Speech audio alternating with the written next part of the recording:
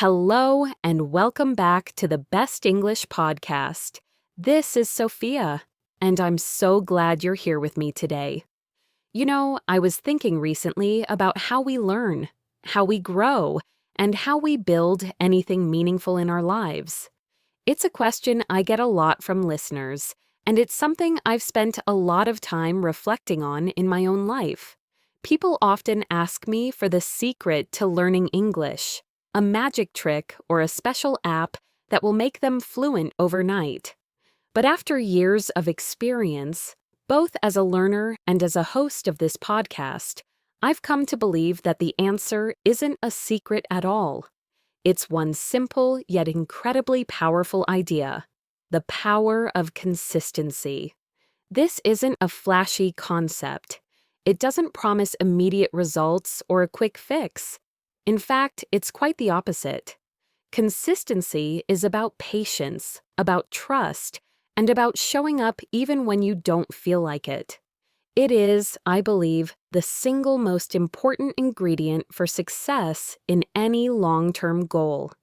This is a topic that I feel is truly the secret ingredient to success in anything, whether it's mastering a new language, starting a new hobby, or even just building a healthier lifestyle.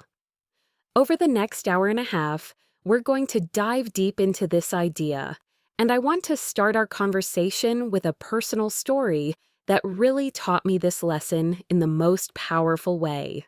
A few years ago, I decided I wanted to learn to play the guitar. It had been a dream of mine since I was a teenager, but I always put it off, telling myself I didn't have enough time. Finally, I told myself, this is it. I'm going to do it. I went to a local music store, and after walking around for what felt like forever, looking at all the different types and sizes of guitars, I found one that was just perfect for me. It was a beautiful, shiny, acoustic guitar with a deep, rich brown color. It had a classic shape, and the wood grain was so beautiful. It smelled of new wood and felt smooth and cool in my hands as I held it for the first time. The strings were tight and bright, reflecting the lights of the store. I bought a beginner's book and an online course, and I was so excited. I imagined myself a few months down the road, sitting by a fire with friends, playing my favorite songs, singing along, maybe even performing for them.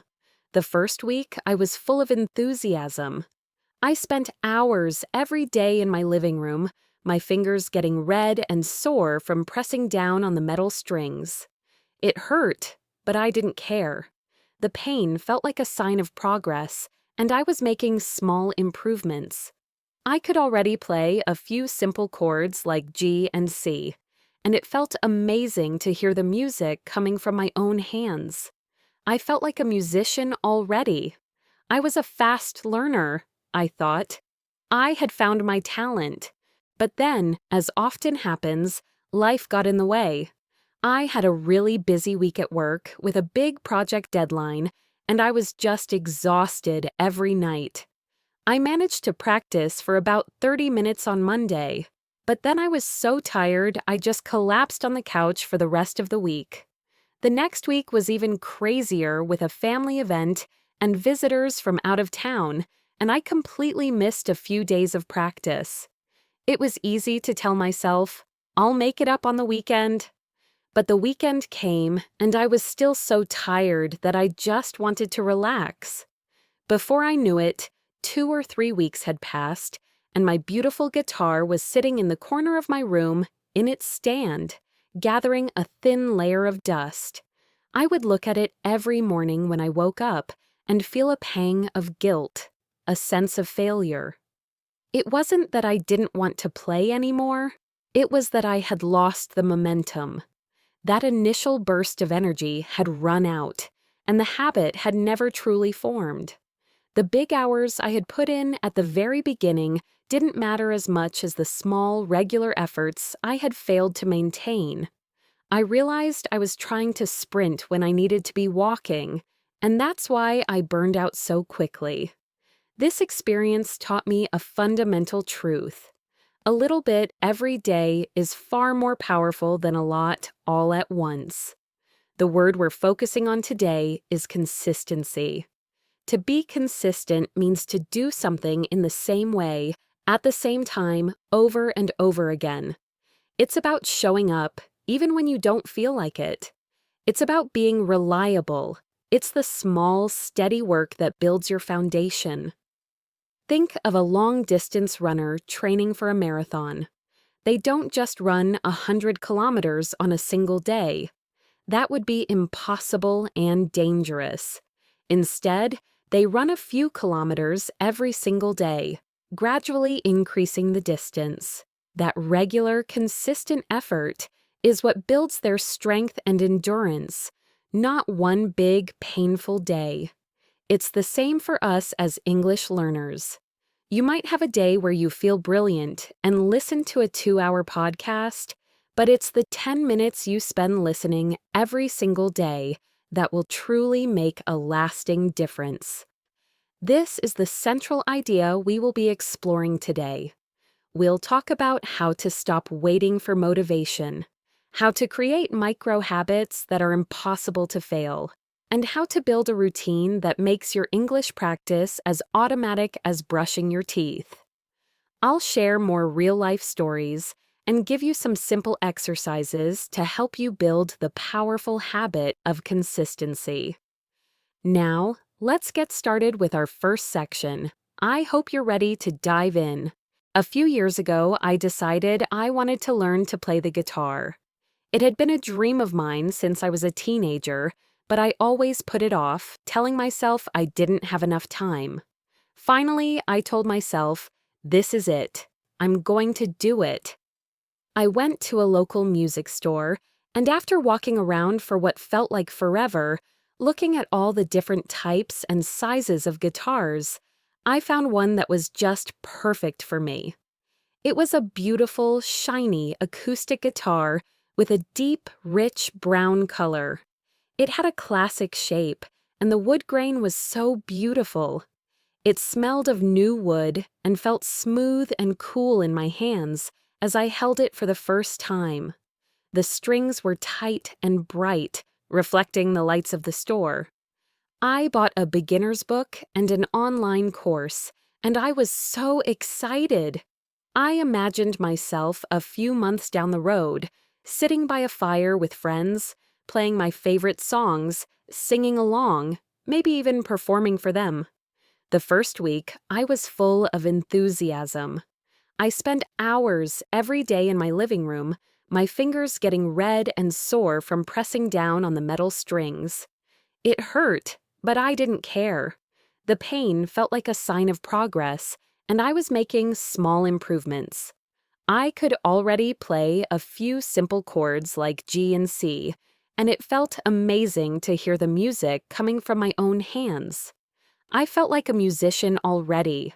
I was a fast learner, I thought. I had found my talent. But then, as often happens, life got in the way. I had a really busy week at work with a big project deadline, and I was just exhausted every night. I managed to practice for about 30 minutes on Monday, but then I was so tired I just collapsed on the couch for the rest of the week.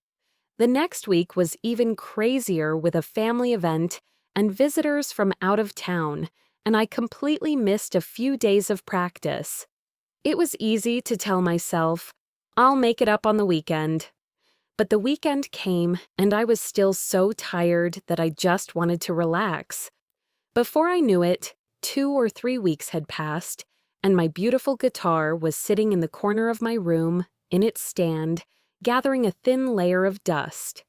I would look at it every morning when I woke up and feel a pang of guilt, a sense of failure. It wasn't that I didn't want to play anymore, it was that I had lost the momentum. That initial burst of energy had run out, and the habit had never truly formed. The big hours I had put in at the very beginning didn't matter as much as the small regular efforts I had failed to maintain. I realized I was trying to sprint when I needed to be walking, and that's why I burned out so quickly. This experience taught me a fundamental truth. A little bit every day is far more powerful than a lot all at once.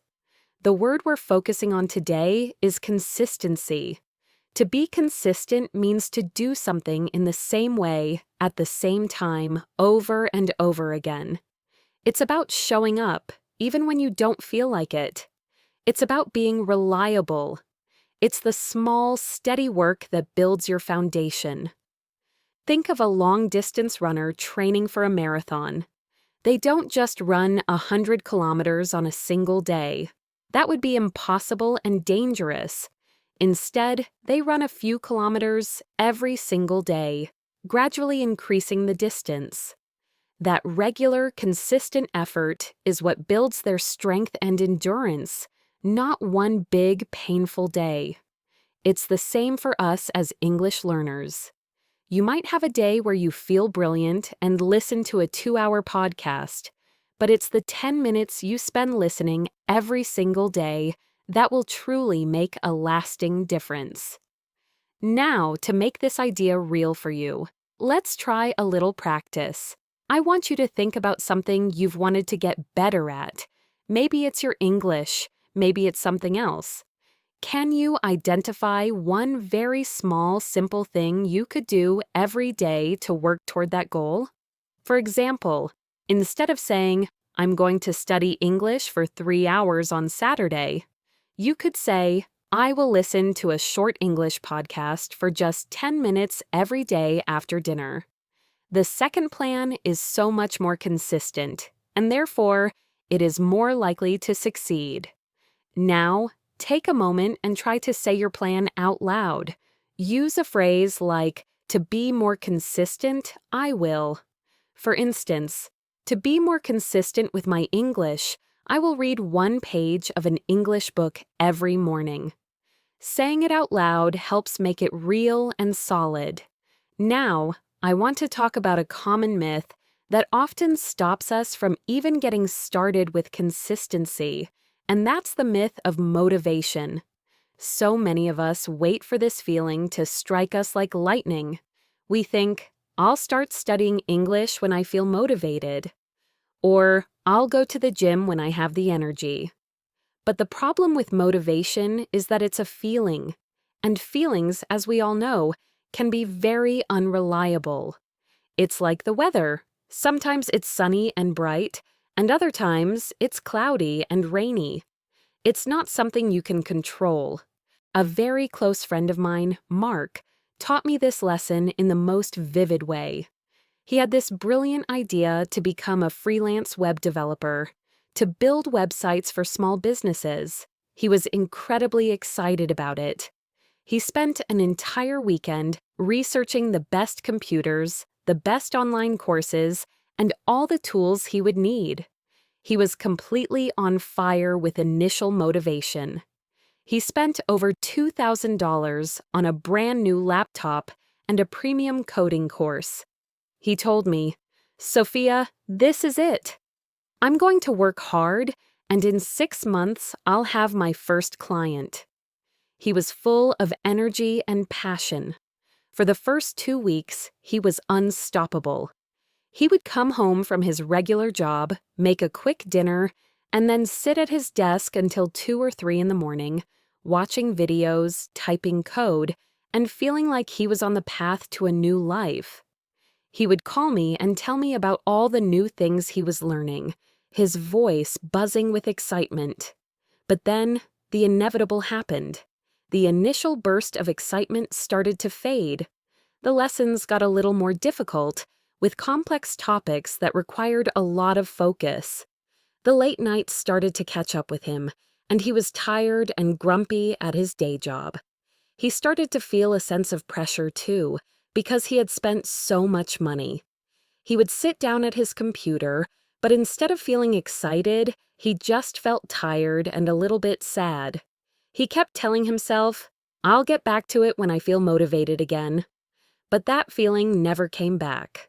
His expensive new laptop sat on his desk, his coding course was left unfinished, and his dream of being a web developer slowly disappeared. He had fallen off the wagon, which is a great expression we use for when you give up on a habit or a healthy behavior you were trying to stick with. He kept waiting for motivation to return, but it never did, because motivation is not a magic key that unlocks success. The key here is to realize that motivation is a fleeting visitor, but consistency is the faithful friend who always stays. Consistency is the engine, and motivation is just the fuel. The engine needs to keep running on its own, even if the fuel is a little low. We can't always rely on a huge burst of energy. Instead, we can rely on our habit, on our routine, on the small, simple act of just showing up. Think of it like this. Motivation is the emotional high you feel when you start a new exercise plan. But consistency is the act of putting on your running shoes every single morning, even when it's raining outside. The consistent action of just showing up, even when you don't feel like it, is what keeps the engine going. So, the next time you feel like you've fallen off the wagon, don't wait for motivation. Just take one small step to get back on. Maybe it's reviewing one vocabulary word or listening to just 2 minutes of a podcast. That simple, consistent act will build your momentum again. Now, I want to ask you to think about a time when you were full of motivation, just like Mark was. Maybe it was for learning English, or maybe it was a different hobby. Try to remember that feeling of excitement and energy. Now, what happened when that feeling faded? Did you stop? Did you wait for the feeling to come back? Take a moment and reflect on that. Now, think about what small, consistent action you could have taken instead of waiting for motivation to return. Say it out loud. For instance, when I felt unmotivated to study English, I should have just listened to one English song instead of waiting for a big burst of energy. So, if we can't rely on the unstable feeling of motivation to drive our progress, what can we rely on? The answer, as I've learned, is incredibly simple: the smallest possible step. This is a concept that truly changed my life and how I approach every goal I set for myself. I used to feel completely overwhelmed by big goals. My mind would create a huge, scary picture of what I needed to do, and I would feel so much pressure that I would often quit before I even started. For example, a few years ago, I wanted to start meditating. I had read that it was great for stress and focus, and the goal I set for myself was to meditate for 30 minutes every single day. I imagined myself sitting peacefully for a long time, like a master. I would sit there, and after just a few minutes, my mind would race with thoughts about my work, my to-do list, what I needed to buy at the grocery store. I'd get bored and anxious, feeling like I was failing at being calm. And then I'd just quit after 5 or 10 minutes, feeling even worse than when I started.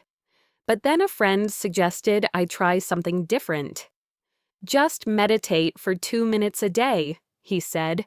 Just 2 minutes. Can you do that? I laughed, thinking it was so easy it was almost a joke. 2 minutes? That's nothing. What could I possibly achieve in 2 minutes? But he explained that the point wasn't the duration. The point was the consistency. The goal was to build the habit, not to reach a huge result right away. I tried it. I set a timer for 2 minutes and just sat there quietly, watching my breath. It was so simple and easy that it was impossible to fail. I didn't mind doing it the next day, and the day after that. After a week of consistently doing just 2 minutes, I sometimes felt like doing a little more. My 2 minutes became 5, then 10. The goal was so small that it created no pressure, no fear of failure, and it allowed the habit to take root in my daily life. It was an exercise in pure consistency, and it worked. This idea of a micro habit is perfect for us as language learners. We often feel like we need to do a lot to get better, and our minds create a huge, scary picture of what a good English student looks like. We might think, I have to read a whole chapter of a book, or I have to write a long, detailed essay. These big goals can feel so heavy that we never even start. But what if you just read one single paragraph, or wrote just one complete sentence, or listened to just 1 minute of an English song? The goal isn't to learn everything in one day. The goal is just to show up, to be consistent. The magic is in the repetition, not in the intensity. These tiny actions are so small that your brain doesn't have time to resist them. It doesn't say, "Oh no, that's too hard," because it's not hard at all. It's just one sentence. It's just 1 minute. But by doing that one tiny thing every day, you are building the most important muscle you can have as a learner, the consistency muscle. So let's try a little practice. I want you to think of a big English learning goal you have. Maybe you want to be able to read an entire novel in English, or you want to write a professional email without using a translator. Now, what's the smallest, most ridiculous step you could take to start that goal? What is the one thing you could do today, right now, that is so easy it feels silly? Say it out loud. For instance, my goal is to read more English books, and my smallest step is to read just one sentence today. Or, my goal is to write better emails, and my smallest step is to write just one new sentence in English today. By focusing on this single tiny action, you are taking all the pressure away and giving yourself a chance to succeed. Now that we understand the power of starting with a tiny, easy step, the next question is, how do we make sure we actually do it? This is where the magic of a routine comes in. Our brains are incredibly efficient machines, and they love routines because routines take the decision-making out of our day. Think about brushing your teeth in the morning. You don't have to spend 5 minutes thinking, should I brush my teeth now? Do I have the energy?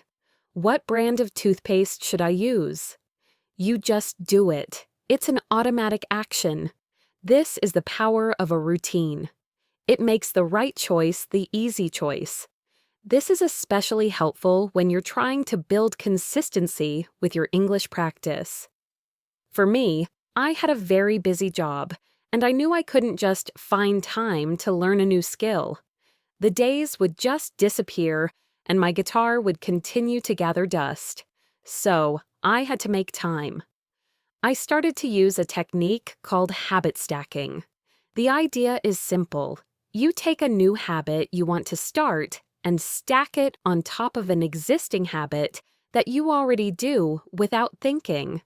For me, I decided that every single morning, with my first cup of tea, I would listen to an English podcast for 10 minutes. It was a perfect pairing. The smell of the tea brewing, the warmth of the mug in my hands, and the comfortable feeling of starting my day all became a signal for my brain to automatically start listening. It became a ritual. It's so much more effective than just hoping you'll remember to practice later in the day when you're tired and your motivation is low. I also made it a point to set a reminder on my phone for a different English task in the evening. The sound of that reminder became my signal to put everything else away and focus. This is a strategy you can use for your English practice too. What is a habit you already have every day? Do you drink coffee? Do you ride the bus to work? Do you eat lunch at the same time? You can stack your new English habit on top of it. Maybe you could say, after I make my coffee, I will listen to a 10-minute English podcast. Or, when I get on the bus, I will listen to one new English song. Or, while I eat my lunch, I will read one English news article.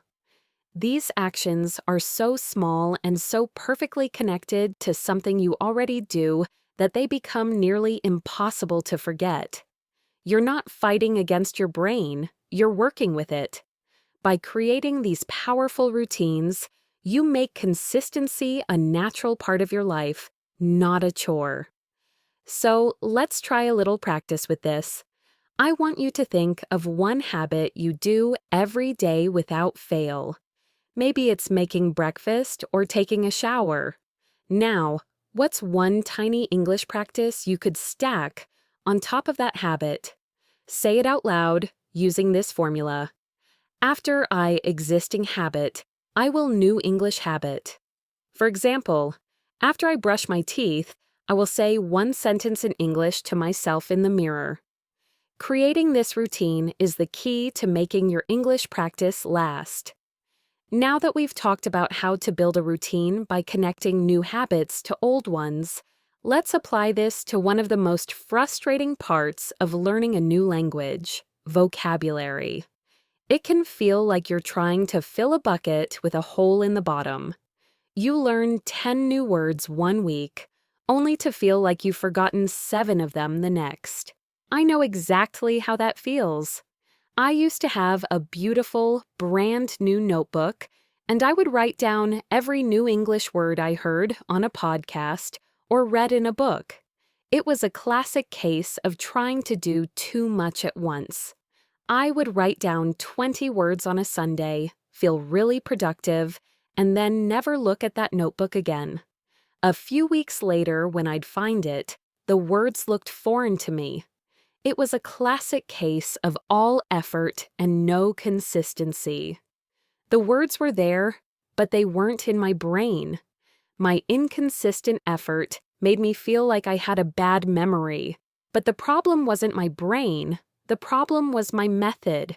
I was trying to water a garden once a month with a huge flood, instead of giving it a little bit of water every day. This all changed when I met a friend named Leo. Leo was learning German, and he seemed to be making incredible progress. I asked him, "Leo, how are you remembering all these words?" "I write them down and they just disappear from my mind." He smiled and showed me his phone. He had a simple flashcard app, but he told me he had a special rule.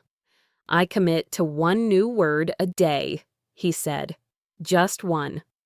Sometimes, if I'm feeling good, I'll do 2, but the absolute minimum is 1. This seemed so simple, almost ridiculously small, but it was a game changer. He'd learn that 1 new word every morning, right after he brushed his teeth, using our habit stacking principle. He would learn the word's definition and then try to create a simple sentence with it. He would write it down in his notes, and then, throughout the day, he would look for an opportunity to use that word in his head. For example, if the word was der Hund for dog, he would think, "I see a big Hund in the park." The next day, he'd learn a new word, but the app would also show him the words from the previous day and the day before that. He called it touching the word every day. This is the power of consistent spaced repetition. It's like watering a plant. You don't dump a huge bucket of water on it once a month. You give it a little bit every day, and it stays healthy and grows. By learning just 1 word a day, Leo was learning 30 new words a month, and the consistent review meant he was actually remembering them. The progress was slow, but it was real and solid. It felt so much more satisfying than my method, which was a huge effort that produced 0 results. The consistent small effort of reviewing a word he learned yesterday cemented it in his memory. It's the difference between trying to memorize a book in 1 night and reading 1 page every day for a year. The second method not only gives you a much better memory of the book, but it also helps you understand it better. So, let's try a quick practice. Think of just 1 new English word you learned this week. Say it out loud, and then try to use it in a new sentence right now. What's 1 new word? Perhaps it's resilient. which we used earlier to mean strong and able to recover quickly. If you learned that word, you could say, "My friend is so resilient. He always gets back up after a failure." Now, take that one word and make a mental note to touch it 3 more times today. Maybe you'll use it in a text message, or you'll try to say it in a sentence to yourself while you're cooking dinner. By consistently revisiting that word, you are building a new pathway in your brain that makes it a permanent part of your vocabulary. Now that we've talked about how to build a routine by connecting new habits to old ones, and we've applied that to the frustrating world of vocabulary, let's move on to the part of English learning that many of us find the most intimidating: speaking. It's one thing to read a word or hear it, but it's a completely different and often terrifying thing to produce it yourself, to put it out into the world with your own voice. It can feel scary to make mistakes, to have someone not understand you, or to just not know what to say. I know I used to feel this way. I would get so nervous that I would freeze up completely. My mind would go blank, and I would feel my face getting hot with embarrassment. The words were there, somewhere in my brain, but they couldn't find their way out. I was so worried about being perfect that I never spoke at all. To get over my fear, I started a very consistent but very small habit. I was inspired by the idea of the smallest step we talked about earlier. I decided that every morning, after I brushed my teeth, I would stand in front of the mirror and speak to myself in English for just 60 seconds. I didn't care what I talked about. I would describe my plans for the day, or what I had for breakfast, or even just the weather outside. It felt a little strange at first, a bit silly even, to talk to myself in the mirror. But nobody was listening, and I couldn't make a mistake. There was no one to judge me. This simple, consistent act of speaking out loud in a low-pressure environment was what I needed. I just kept my mouth moving and my brain working to form sentences, and in doing so, I got comfortable with the sound of my own voice speaking English. I wasn't just thinking the words, I was saying them, and that made all the difference. As I got more confident, I started to take the next small step. I began recording short voice memos on my phone. They were only 30 seconds long, and I would describe my day or talk about a movie I had watched, just as I did in the mirror. I never shared them with anyone, and I didn't even listen back to every single one. The point was simply the act of speaking. The daily, consistent act of creating these short audio recordings was what mattered. I was building the muscle of speaking, little by little, just as you build muscles in the gym. You don't get strong by just looking at the weights. You have to pick them up and use them. My daily speaking practice, even if it was just 60 seconds to myself, was my way of lifting the weights. It didn't feel like a huge effort, but over time, it became the foundation of my speaking confidence. So, let's try this together. Look around the room you're in right now. Can you describe just one object you see out loud in a simple English sentence? For example, you could say, "The chair is brown," or "The window is open." Just one simple sentence. That's it. It's a micro habit for your speaking. Do this every day, in the car, in the shower, or in front of a mirror, and you'll be amazed at how quickly your speaking confidence grows. Don't wait for a perfect moment, a perfect person to talk to, or a perfect topic. Just start with one tiny, consistent action. This is the key to unlocking your voice and truly making English your own. I want to be completely honest with you. Consistency is not about being perfect. Life happens. You will have days when you are too tired, too busy, or too sick to follow your routine. And on those days, you might miss your practice. When that happens, it's very easy to feel a little discouraged, thinking you failed and that you should just give up. I felt this way about my running. I had a consistent schedule, running 3 or 4 times a week, and I was making great progress. I had even signed up for a local 5-kilometer race, which was a huge goal for me at the time. I was so excited, and every run felt like a step closer to the finish line. I had been running without missing a day for almost 2 months, and I was so proud of my streak, of my perfect record. I would think to myself, look at me, I'm a real runner now. I'm so disciplined. But then, one week, I got the flu and couldn't run for 5 days. I was so sick that I couldn't even walk to the kitchen without feeling completely exhausted. As I lay in bed, with my body aching and my perfect routine broken, I thought to myself, well, that's it. I've ruined everything. All that hard work was for nothing. I was so focused on my streak, on the perfect record of not missing a day, that when I finally had to miss a few, I felt like a complete failure. I had a hard time starting again because the perfect chain of days was already broken. I thought, what's the point now? I'm already so far behind. But when I was finally feeling better and my energy started to return, my friend, who was also a very experienced runner, gave me some great advice. He said, Sophia, don't worry about the days you missed. Just get back on the horse. This is a wonderful expression we use for when you fail at something but try again. It's a powerful and resilient idea. It means don't let a single setback become a reason to give up forever. He told me that every runner, no matter how good, has days or even weeks when they can't run.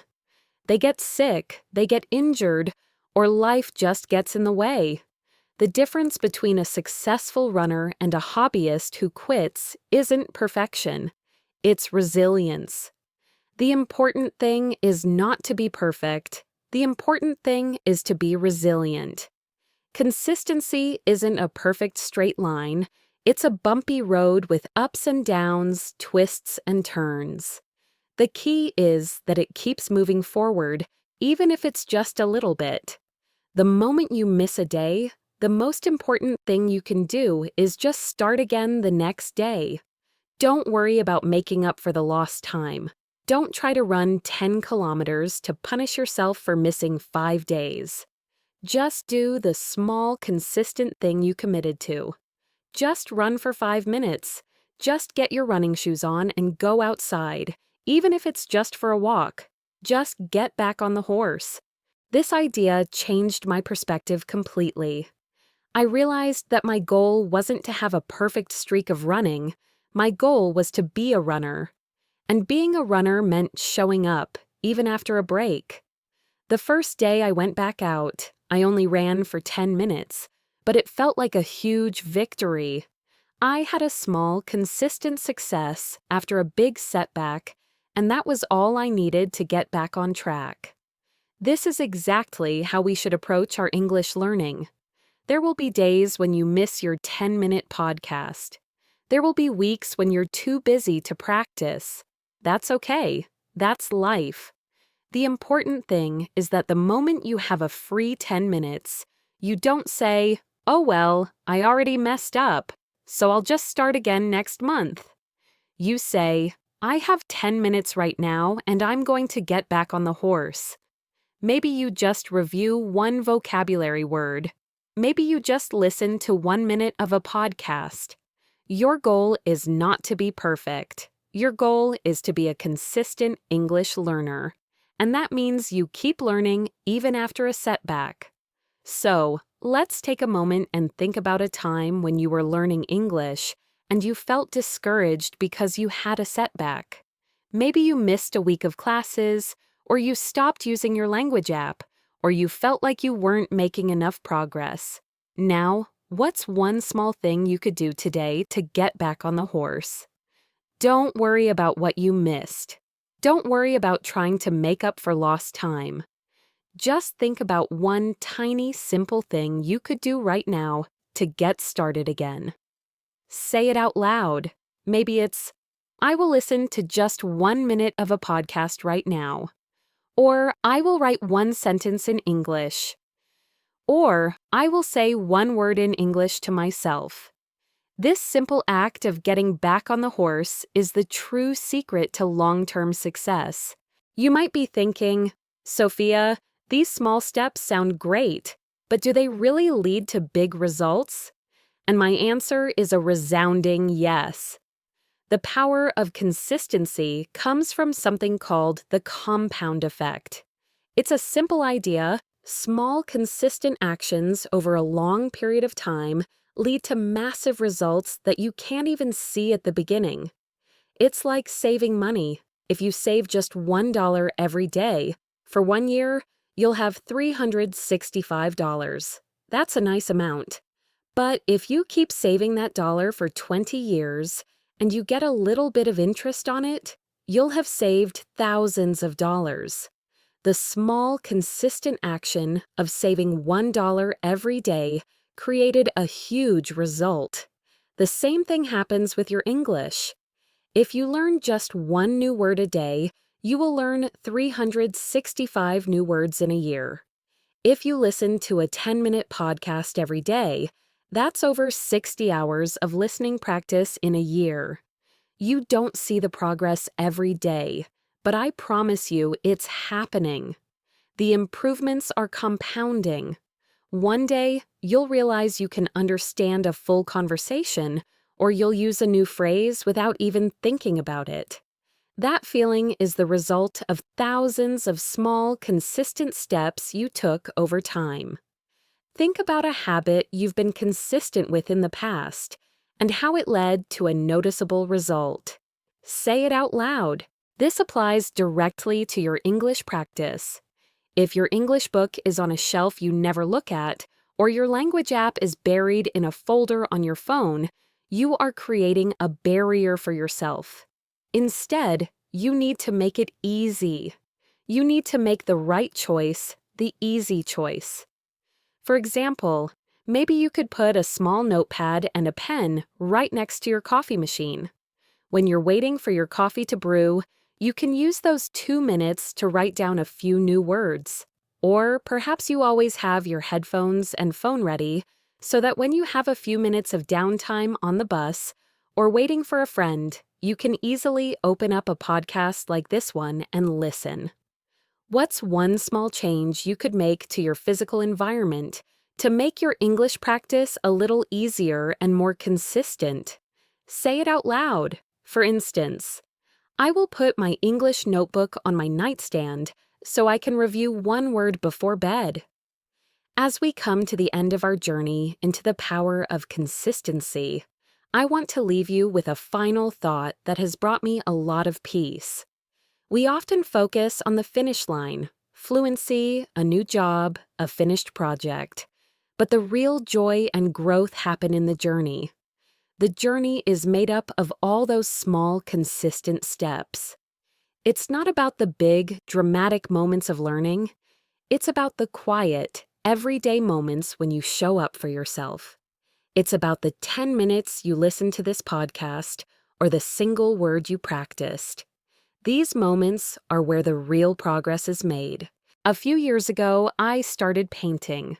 I was terrible at first. My paintings were messy and I often felt discouraged. But I decided I would paint for just 15 minutes every day, no matter what. Some days, I just drew a few lines. Other days, I would mix colors. Over a year, I had painted hundreds of tiny pictures.